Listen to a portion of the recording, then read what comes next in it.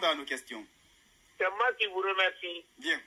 C'était donc Alucieni Makanera Kake qui vient d'être reçu par le président, l'ancien président professeur Alpha Condé à l'Andrea. Il vient de le préciser, ils étaient donc 17 personnes à être reçues et même en ce moment même, il est avec d'autres personnes. Il est avec nous dans ce studio, notre invité, l'honorable Aboubacar Sidiki Diallo, le président de l'UMP. Bonsoir. Bonsoir à vous et bonsoir à vos collègues. Et surtout, merci d'avoir accepté de répondre à notre invitation. Première question, le professeur Alpha Condé est en tout cas désormais libre, hein, selon le communiqué du CNRD. Comment vous avez accueilli cette décision? Et surtout, ça intervient à quelques jours, hein, à 24 heures maintenant, si vous voulez, 48 heures donc de la date butoir de l'ultimatum donc lancé par la CEDEAO. Eh bien, c'est très bien. Moi, je crois que mettre quelqu'un en liberté, c'est toujours une très bonne chose. Parce que le principe du droit consacre la liberté de tous les citoyens, surtout qui ne sont pas poursuivis devant une instance judiciaire qui les déclare coupable de quelque chose. Ça, c'est une très bonne chose. Et deuxièmement, il faut remarquer que nous approchons également du 25 avril, qui est la date butoir d'exigence de la CEDEAO. Donc, M. Doumbouya n'avait aucune autre issue que de pouvoir au moins réduire la peine qui va lui être infligée par la CEDEAO. Et l'une des exigences fondamentales est la mise en liberté du professeur Alpha Condé. Réduire, ça veut dire que vous êtes presque convaincu que la Guinée sera sanctionnée. Oui, contrairement à ce que je voudrais, mais la CEDEAO, c'est une institution qui est en train aujourd'hui de se fragiliser à coup de décisions irrationnelles et illégales et injustes. Donc, ils vont condamner la Guinée, ils vont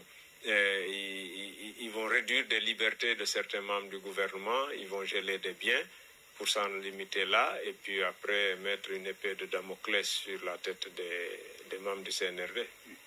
Bien, oui, c'est une certitude mathématique. Oui. Allez-y, Zomanidi. Bien, bonjour monsieur et soyez les bienvenus. Merci. Moi, personnellement, lorsque le CNRD a libéré le professeur Alpha Condé, j'ai dit que ça a été libre de leur part. Mais en Guinée, ici, on dit tout. Tout se dit ici. Il semblerait, selon certains avis, que le CNRD a libéré Alpha Condé, c'est pour jouer même le jeu du CNRD. Qu'en étant dehors, puisque ce sont ses amis, lui, Alpha Condé, qui sont aujourd'hui à la CEDEAO, il pourra directement influencer les sanctions que la CEDEAO pourrait prendre contre la Guinée. Comment vous jugez un tel avis? Vous savez, un acte politique n'est pas comme pile ou face. C'est-à-dire qu'il y a beaucoup de piles et beaucoup de faces. Ça dépend de la façon dont on comprend, ça dépend de l'expérience dont on est investi, ça dépend de beaucoup de choses. Il y a beaucoup de paramètres dans la libération d'un homme d'État comme le professeur Alpha Condé, parce que d'aucuns aussi pensent que c'est un cheval de Troie contre certains dirigeants qui peuvent être candidats et qui menacent après le Ramadan de reprendre les combats de rue. Alors, le RPG est un parti très fort, très puissant, très installé, très organisé, et donc il a besoin de son commandant qui serait aujourd'hui un contrepoids de certains autres politiques dans ce sens-là pour pouvoir diluer l'ardeur de la pesanteur. Mais on verra ce que ça va donner, mais il y a beaucoup d'analyses. Mais ce qui est évident, c'est que le principe voudrait que M. Alpha Condé soit libre de ses mouvements jusqu'à ce que sa culpabilité soit établie. Et quelle culpabilité? Il faut qu'il y ait des plaintes pour parler de culpabilité. Mais il est citoyen.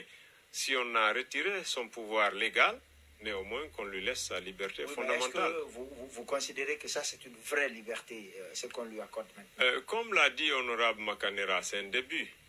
C'est un début. Vous savez, le président Alpha Condé n'est pas un citoyen simple. C'est un citoyen. Mais il a occupé de hautes fonctions, il a posé des actes, il a un statut d'ancien chef d'État, donc il a besoin d'être sécurisé, d'être protégé, et aussi il a une santé fragile. Donc l'afflux et la pression sociale qui va s'abattre sur lui risquerait de causer aussi d'autres dommages. Donc il faut le mettre à l'abri de tout ça. Si on ouvre son portail, on dit tout le monde peut rentrer. De Kankan à Yomo à Zérekoré, un peu partout, les gens vont venir affluer chez lui. Oui, alors, vous êtes de ceux qui pensent aujourd'hui que le CNRD va défier la CEDEAO. Est-ce que cette liberté annoncée du professeur Alpha Condé ne peut pas plaider en la faveur du CNRD? Ou amener même la CEDEAO peut-être à rallonger un peu l'ultimatum? Moi-même, je vais aider le CNRD à défier la CEDEAO. Oui, absolument.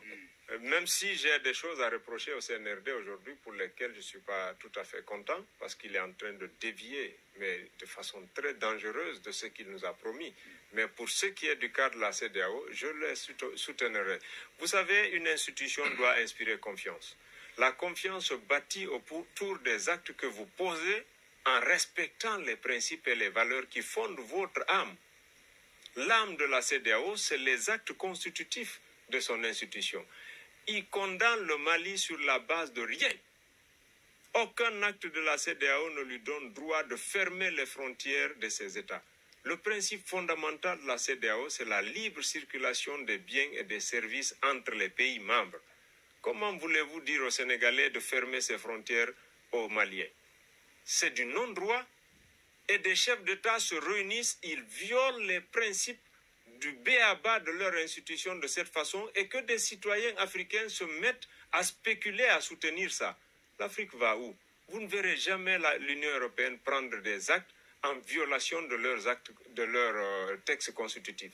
Alors aujourd'hui, il appartient à l'élite africaine de faire respecter l'esprit de nos accords et de nos lois, qui consacrent notre souveraineté et les valeurs que nous incarnons en tant qu'État.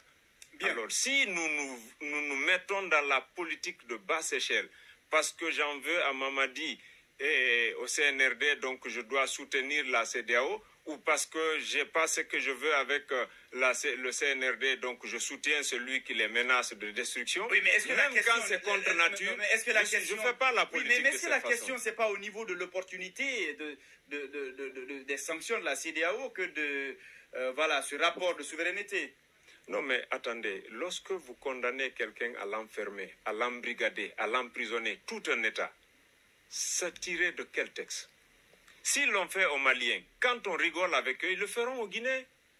Bien. Quand ils enferment tous ces pays-là, qui souffre?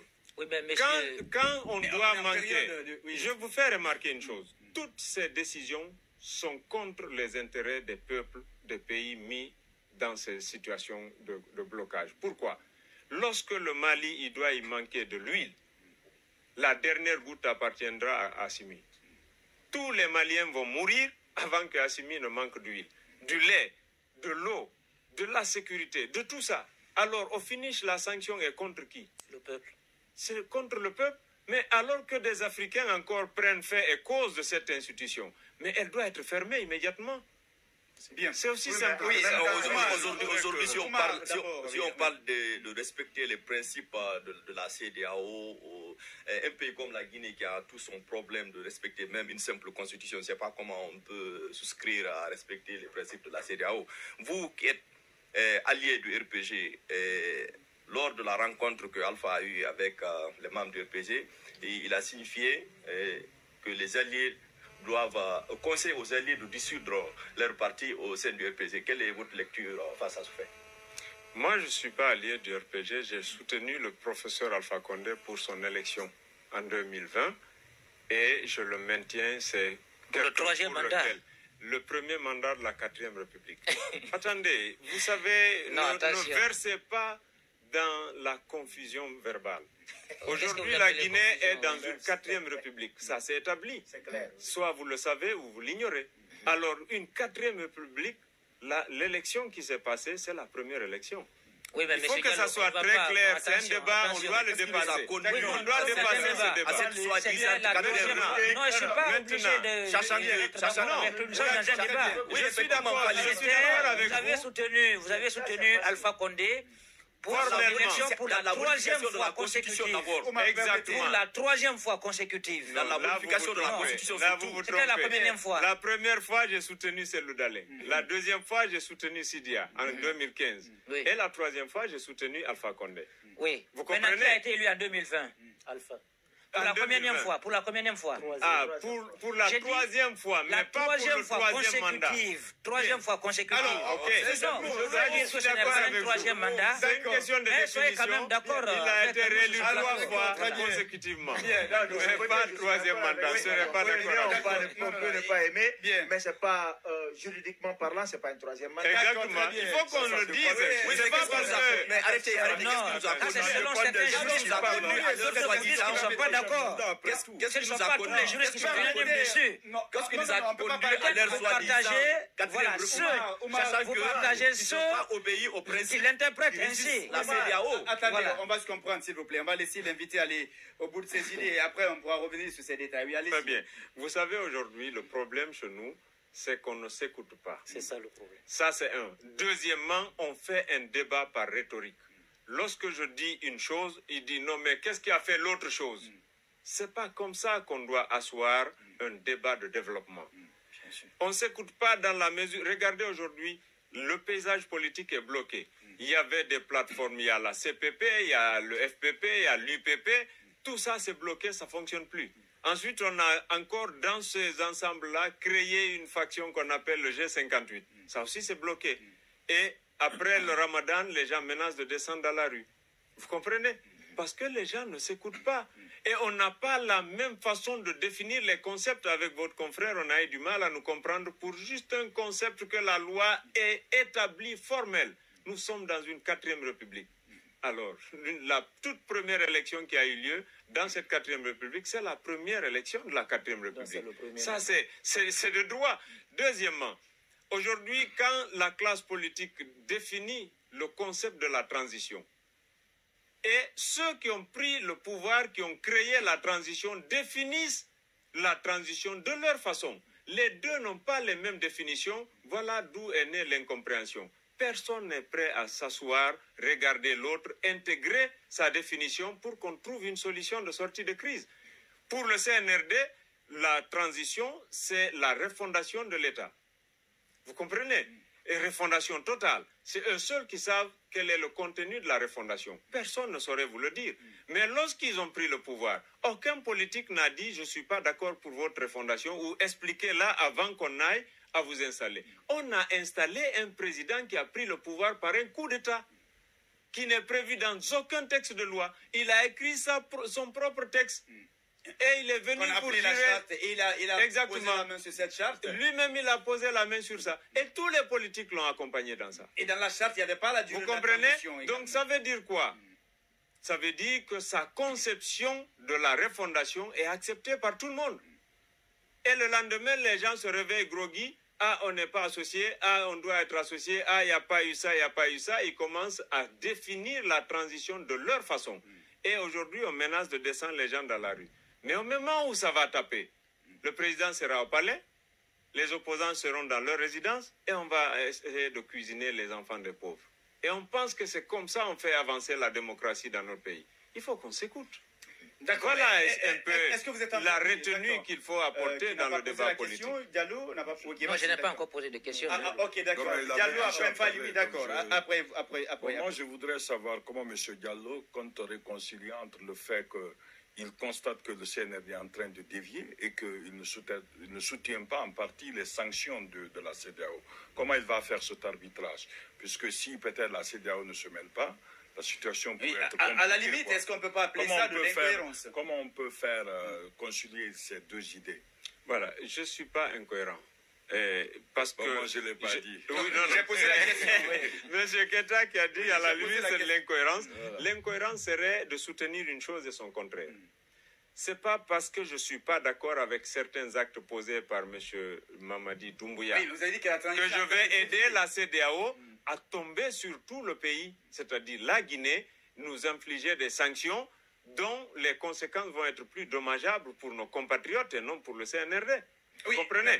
Alors, voilà, donc vous voilà êtes un peu la que la transition est en train de dévier, mais vous n'êtes pas d'accord. Non, je suis pas. J'ai pas dit que la transition est en train de dévier. Je dis qu'ils sont en train de poser des actes qui ne sont pas normaux. Et je donne un exemple. Bien. Monsieur Sidi Souleymane Ndiaye, j'ai de la peine à prononcer le nom d'une personne parce que j'aime toujours prendre un débat national. Mais ce cas, il est éloquent et révélateur.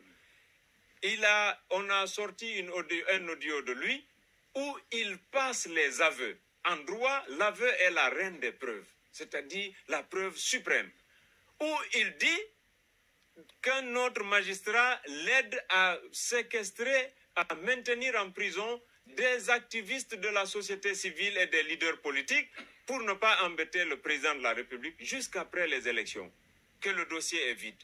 Tous les Guinéens ont écouté ça. Et ça a été fait comme ça, les gens-là ont croupi en prison pendant plus de 8 mois, alors qu'il était procureur d'une juridiction de second degré. Et aujourd'hui, la boussole qui est la justice du CNRD nous tape ce monsieur-là encore à la juridiction la plus élevée du pays, qui est la Cour suprême, avec un pouvoir plus fort qui est avocat général. Je ne serai jamais d'accord avec M. Doumbouya s'il maintient cette nomination-là.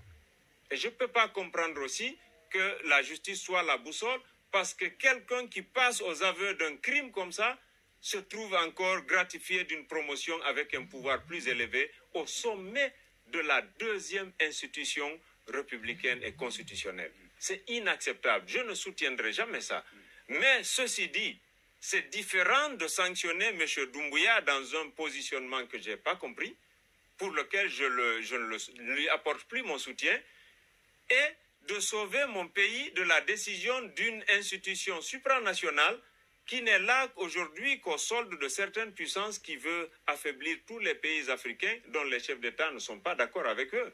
Comprenez-en avec moi que la géostratégie qui se joue au Mali, c'est tout simplement parce que les Maliens disent non aux Français.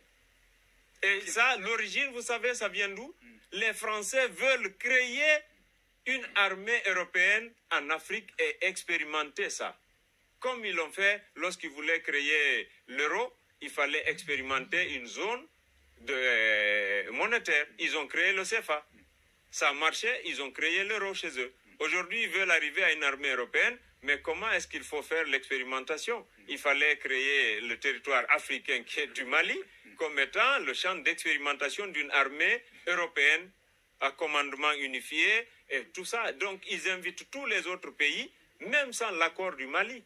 Où vous avez vu ça? Bien. Darwin Camara, oui, permettez, on va lire un ou deux messages la avant. dérive. Oui, d'accord.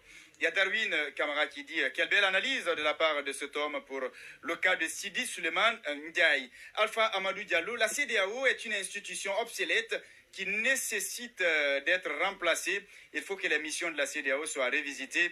La CEDEAO est une institution qui ne sait que décréter des sanctions. Pourquoi cette institution ne propose pas aux États membres des politiques publiques cohérentes qui permettent l'amélioration du bien-être des citoyens? Pourquoi, dans le cas guinéen, la CEDEAO ne propose pas un chronogramme et une durée de la transition au lieu de sanctionner? Mfali d'abord. Je voudrais juste rappeler quelque chose, puisque ma question a été, par votre intervention, un peu déviée. Parce qu'on dit que la CEDEAO, vous n'êtes pas d'accord sur les sanctions de la CEDEAO. Vous n'êtes pas aussi d'accord sur les dérives apparentes qui se développent au niveau du CNRD. Apparemment, après le ramadan aussi, vous ne voulez pas que les enfants des autres soient cuisinés sur les routes. Apparemment, vous n'êtes pas aussi d'accord pour les manifestations d'une autre forme, des formes de manifestation très sûrement. Ça a tué des amis à moi et des enfants à moi. Ça veut dire... Comment empêcher une dérive autoritaire alors sur ces questions si vous n'êtes pas d'accord sur tous ces éléments-là? Voilà. Je voudrais juste avoir votre question. Exactement. C'est pourquoi j'ai dit apprenons à nous écouter. Oui. Si on s'écoute, on peut trouver les solutions. On n'a pas besoin d'aller à la violence. Alors aujourd'hui, il faut que des politiques soient responsables et qu'ils se lèvent et qu'ils essaient de ramener les deux bords qui ne veulent pas comprendre à comprendre. Le CNRD est obligé de dire c'est quoi un cadre de dialogue comment on appelle ça, c'est quoi leur concept là et jusqu'à quand il va s'étendre. Et il faut que les autres politiques aussi comprennent que qu'ils soient aussi réalistes. J'avais dit ça au cours des réunions de nos instances. Je dis ne croyez jamais que Mamadi fera ce que vous n'allez jamais faire.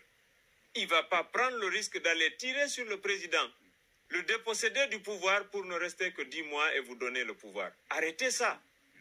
Il vous a dit, j'ai une mission à faire avec mon équipe qui est la refondation. Alors posons-lui la question, la refondation se fera comment? Et asseyons-nous et analysons ensemble.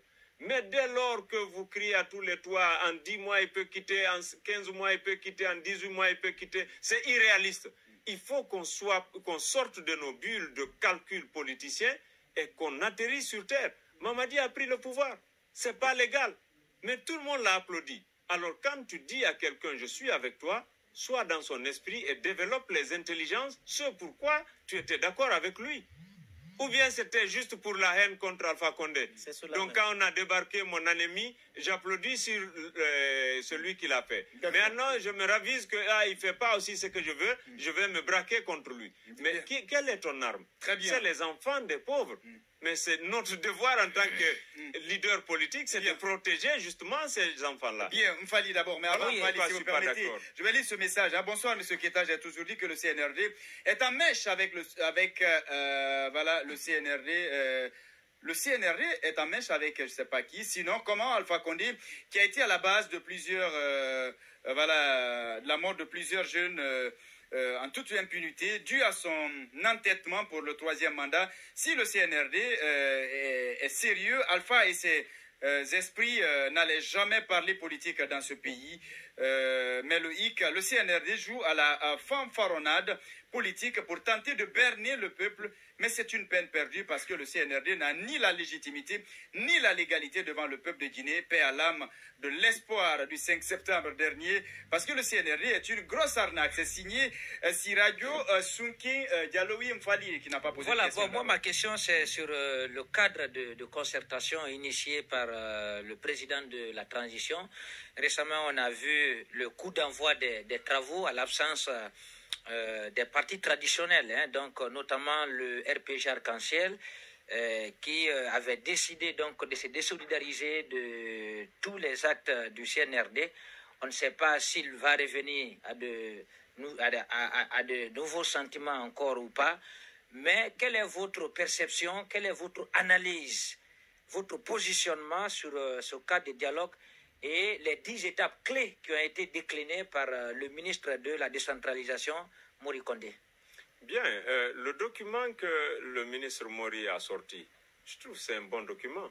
Il peut servir de base d'analyse. Maintenant, où est-ce que le débat va se poser? Pour chaque acte, il faut combien de temps? De façon raisonnée. Et c'est ce qu'il demande. Et là, dans le cadre de dialogue, de concertation, on peut définir ça de façon objective. Mais encore une fois, je reviens sur l'affirmation qu'on ne s'écoute pas. Lorsque le président a pris le pouvoir, alors la première des choses qu'il a dit, on va faire la refondation ensemble, tous ensemble, de Yomou à Boulbiné. Tout le monde a applaudi, on a dit ok, on est d'accord. Qu'est-ce qui peut fixer cette refondation? C'est lors de l'exécution du chronogramme de la transition. Et ce chronogramme est validé lors de la concertation qui va fixer la date et qui va valider l'ensemble des activités. Mais pour ça, on a demandé un cadre de dialogue purement politique. Je l'avoue. Mais, en réflexion, il veut être conforme à son idée de départ, inclure tout le monde. Il a mis certaines structures de la société civile, d'autres acteurs de la vie socio-professionnelle. Certains politiques se trouvent offusqués au point de dire c'est du n'importe quoi, on ne va pas faire partie. C'est plus responsable. Lorsqu'on vous donne un cadre de dialogue inclusif, pourquoi vous voulez exclure les autres? On ne va pas se réunir entre politiques que pour parler de la Guinée et exclure les autres. Et on ne va pas parler de la Guinée par unité, les politiciens parlent, la société civile parle, d'autres corporations parlent. Après, à quel moment on va réunir tout ça parce que ça doit aller ensemble? Sinon, si un n'est pas d'accord, il risque de tout compromettre. Donc, si on ne s'écoute pas, comment voulez-vous qu'on ait un débat où chacun peut sortir enrichi? Lorsqu'on vient à la table de débat, si chacun vient dans l'esprit d'emporter l'idée de la conclusion, alors il ne lâchera rien du tout. Ce n'est plus un consensus, ce n'est plus une négociation. Vous comprenez? Alors, donc il faut qu'on se remette en cause. Donc vous condamnez l'absence des partis traditionnels. Par contre, le RPG est dans son élément. Lorsque mon parti ou le parti de La Cellou se trouve privé de son leader, il peut, pour des mesures de pression, décider de se retirer. C'est moins de pression. C'est ma compréhension, c'est ma logique. Oui. On peut dire, bon, écoutez, on ne va pas participer jusqu'à ce que on soit rétabli. Maintenant que le président Alpha Condé est libéré, ok, ils peuvent lâcher un bout de la pression et demander aussi la libération de M. Kassori. Bien. Alors, c'est la seule pression qui est partie. Oui, mais les autres formations politiques, on est vraiment l'UFR, l'UFDG, du fait qu'ils n'ont pas pris part, est-ce que vous les condamnez? Ils ont leur raison. Non, je ne les condamne pas. Mais par contre, là où je vais condamner ceux qui vont avoir cette idée, c'est de dire, nous, on ne participe pas. C'est votre droit. La loi vous donne ça. Mais dire que si on ne participe pas, ça ne doit pas se faire, comme les gens voulaient le faire à l'élection législative. On ne va pas participer, mais aucun Guinéen n'ira aux élections. Bien. Ça, c'est du délit. Oui, on est pris par le temps. Je ne sais pas si vous allez poser en même temps. Oui, vas-y, en 30 secondes. On a juste 30 secondes. Merci de vous avoir. Je suis de ceux-là qui n'ont jamais apprécié les sanctions de la CEDEAO. Parce que la CEDEAO oublie qu'en sanctionnant un pays, ce n'est pas le président qui le sanctionne, mais il sanctionne le pays qui sera mécontent et qui va... Pourquoi avoir des comportements? Non, ça c'est un raisonnement. Ça c'est un raisonnement. Le Mali est revenu à de meilleures années. C'est des raisonnements simplistes. Très bien. Malheureusement, on ne pourra pas aller. Et encore, je suis de ceux-là qui soutiennent que la classe politique ne peut pas vouloir conjuguer la transition uniquement politique. Très et bien. je dis merci à mon frère qui l'a bien compris. Bien. Et je demande aux politiciens qu'il est temps de reconstruire ce pouvoir-là que de le détruire plus tôt. Très bien. Merci à vous, l'honorable. Malheureusement, on est pris par le temps. On ne pourra pas aller au-delà de ça. Merci à vous. Le débat a été passionnant. Il y a Darwin qui demande même si vous donnez des cours à l'université. Apparemment, il a aimé vos analyses. Merci à vous. J'ai donné les cours à l'université. Bien. Et je vais reprendre à donner des conférences maintenant pour les différentes universités. Très bien.